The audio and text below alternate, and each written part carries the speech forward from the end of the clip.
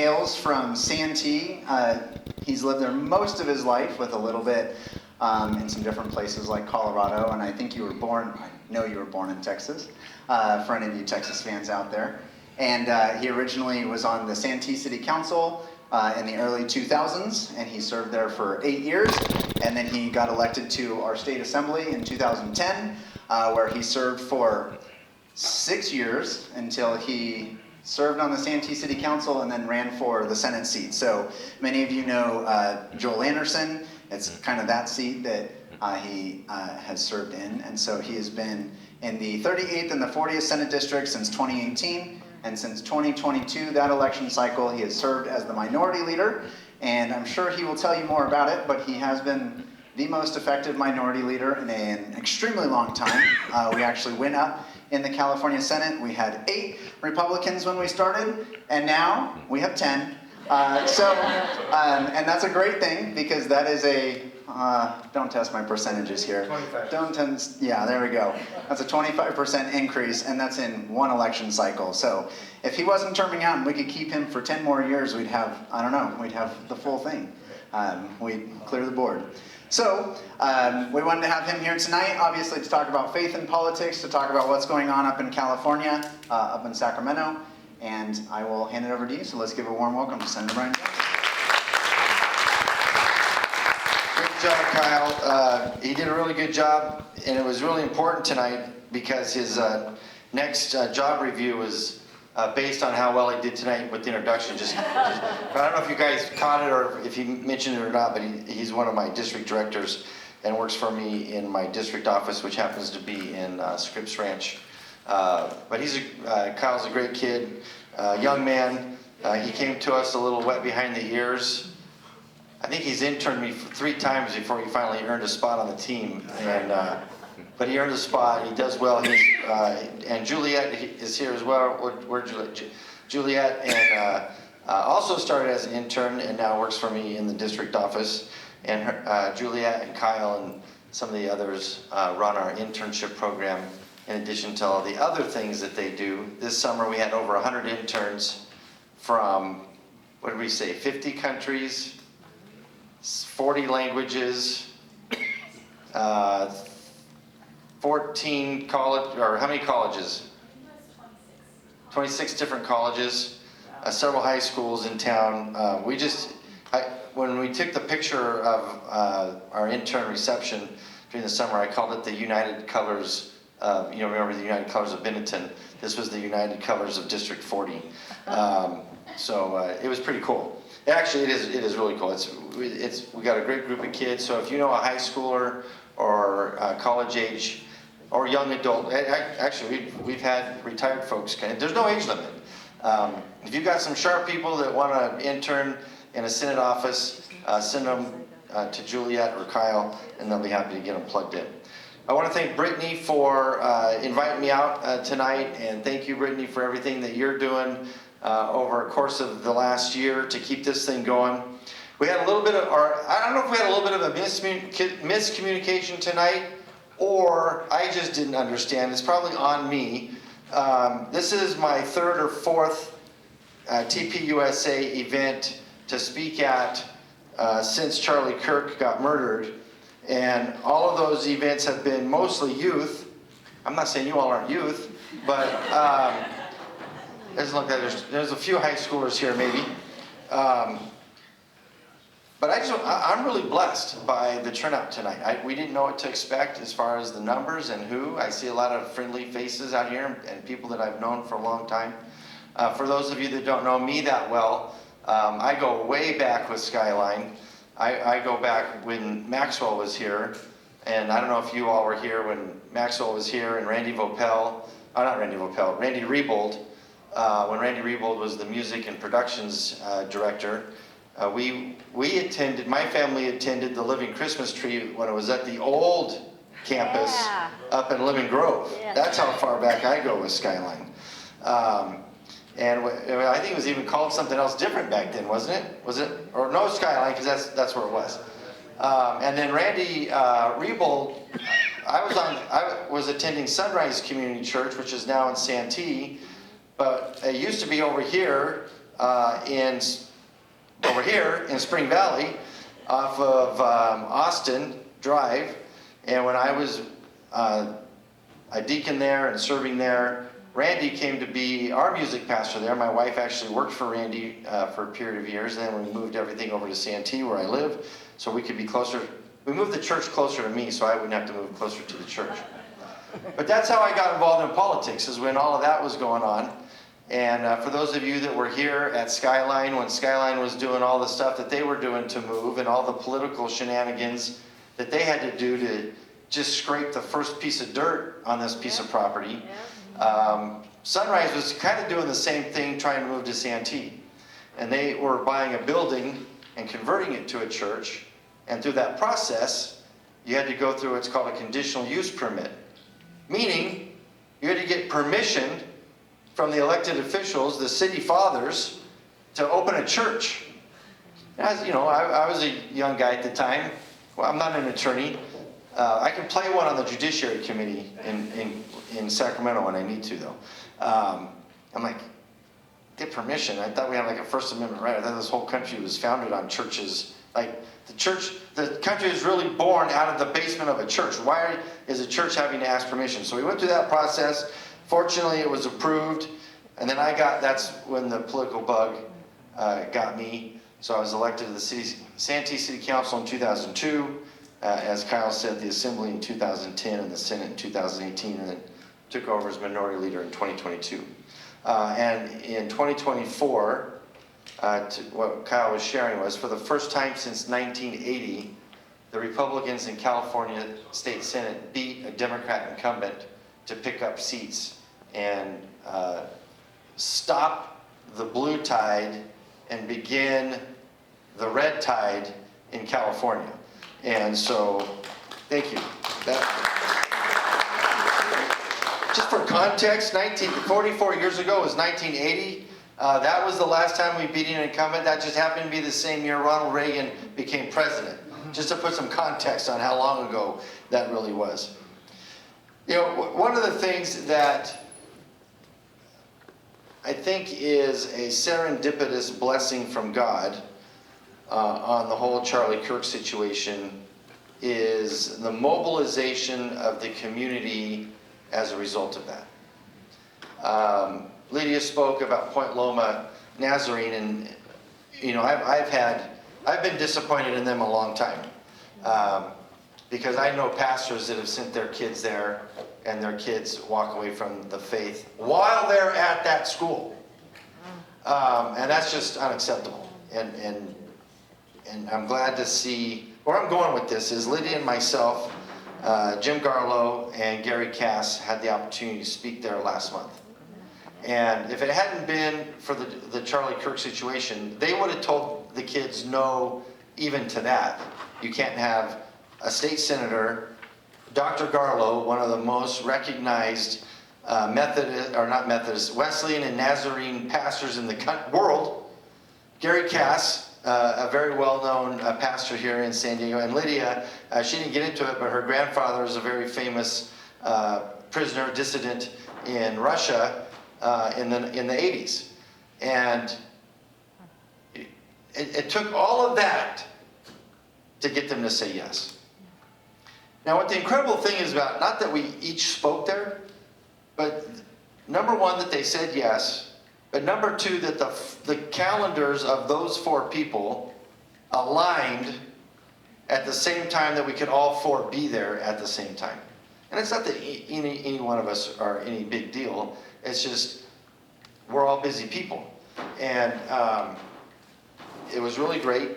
I'm going to go a little bit more detail that Lydia didn't go into. But when I spoke at Foothills for the Charlie Kirk memorial that they did the week after his murder, we're all done speaking. It was a great event. And I was thrown on the agenda at the last minute because the two people that were running it used to be staff members of mine.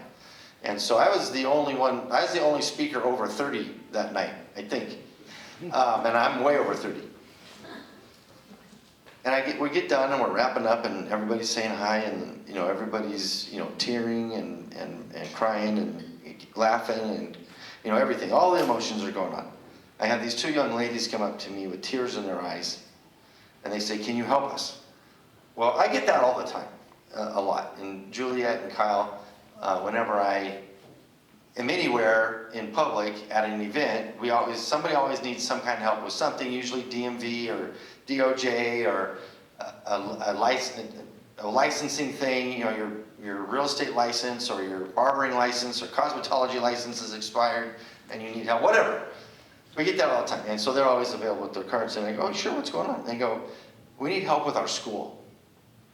And I almost immediately knew where she was going to school and what she was going to say next. And she said, our college won't let us have a TPUSA chapter. I go, where do you go? And she said, Point Loma. You understand there's a chapter at SDSU? There's a chapter at UCSD, right? Yeah, there's a chapter at UCSD. There's a chapter at, I think, UCLA. Berkeley has a chapter. Berkeley! Cal Berkeley. Y'all know where Berkeley is, right? Yeah, it's in Berkeley. Exactly. Yeah. The most liberal college in the world has a TPUSA chapter. Here's another interesting thing about that Berkeley that a lot of people don't know. It also has the largest college Republican group in the country. UC Berkeley has the largest college Republican group in the country. It's huge. And so let's be praying for Lydia and her leadership over there at Point Loma. Let's be praying for the kids that are not giving up and are going to endeavor. The good news is that there is a new president over there. I have spoken with him. I think he wants to do the right thing. Let's be praying for him as well, and all the leadership at Point Loma. Point Loma literally could be, I don't know what you all think of Liberty over on the East Coast. I kind of like them. It is the largest Christian university in the country.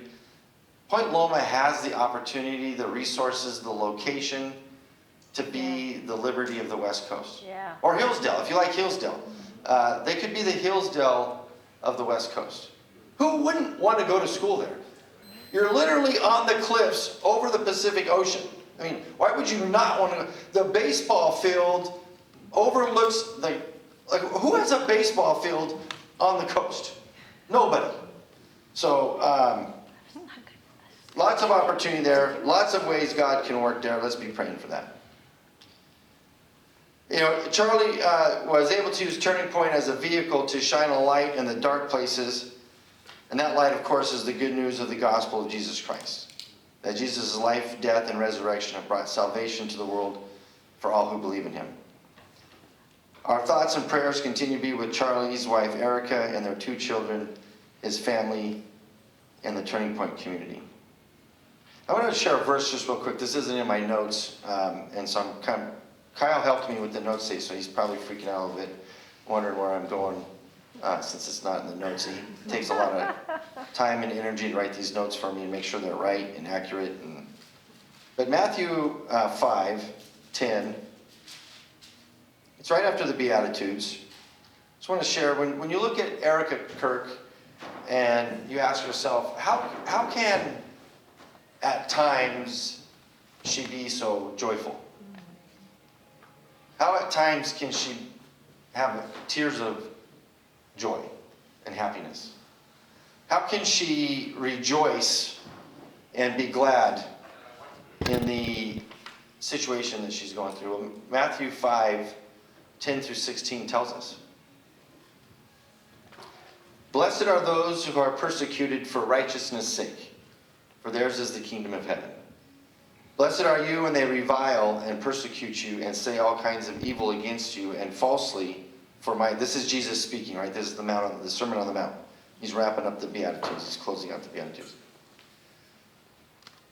Rejoice and be exceedingly glad, for great is your reward in heaven, for so they persecuted the prophets who were before you. You are the salt of the earth, but if the salt loses its flavor, how shall it be seasoned? It is then good for nothing but to be thrown out and trampled underfoot by men. You are the light of the world. A city that is set on a hill cannot be hidden. Nor do they light a lamp and put it under a basket, but on a lampstand, and it gives light to all who are in the house. Let your light so shine before men that they may see your good works and glorify your Father in heaven. We're all very familiar with the Beatitudes.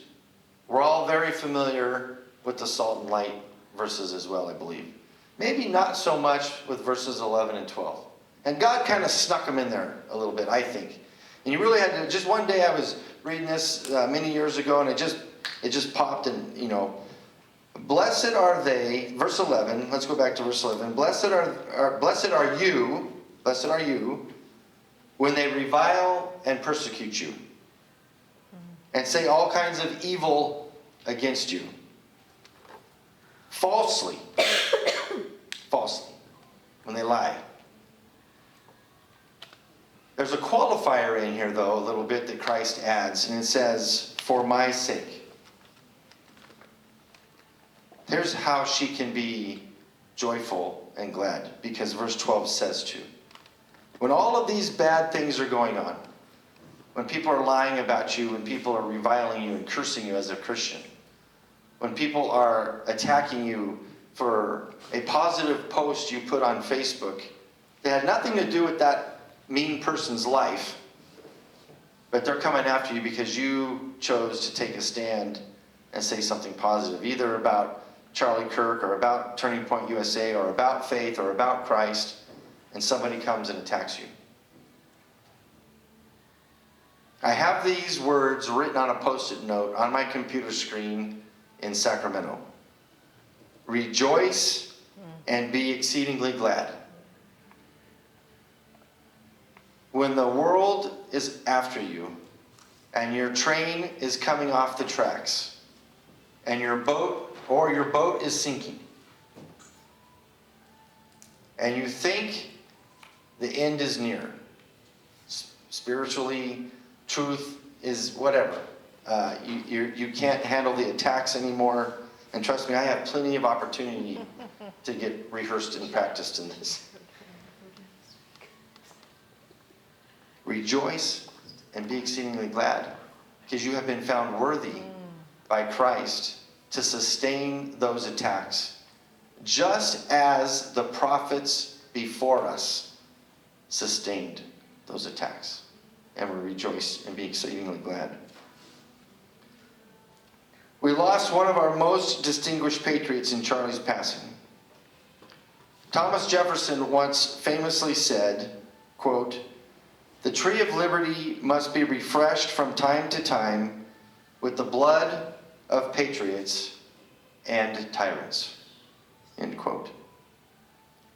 I would encourage all of us in here and everybody that's a part of TPUSA or any Christian actually in the world right now that's enduring this attack on our faith, let us take care that we allow the tree to grow and blossom as it feeds on the lifeblood of Charles J. Kirk in the years to come, and in unity we will refuse to see it chopped down by would-be political assassins and the enemies of freedom. Ladies and gentlemen, this is a very special country. This is a very special ideology, very special position that this country is founded on the gospel of Christ. Let me back up again. You're also special in that you're followers of Christ. And you're special in that you're here not just being followers of Christ, but taking a stand. And if you attend Skyline, I know this church takes a stand for righteousness in the public square as well. Not just in government, but also in the marketplace as well. And in education. And in the media. Don't think for a minute you taking a stand, or this church taking a stand, or this country taking a stand isn't going to irritate the devil. Amen. And he's going to want to do something about it. Now, if you just sulk back and don't make any noise, you'll still be a Christian. You'll still be saved. You'll still go to heaven. and the devil will just leave you alone. But you won't get to rejoice and be exceedingly glad at the same level as the people, the warriors that are out fighting and making a difference. And sometimes making a difference is just politely ministering to your kids or your neighbors or your in-laws. Two of my kids are married, so I have in-law kids now. I've got a son-in-law and a daughter-in-law. My daughter and son-in-law had their first baby in January. My son and daughter-in-law are having their first baby in December. So we got grandkids on the way.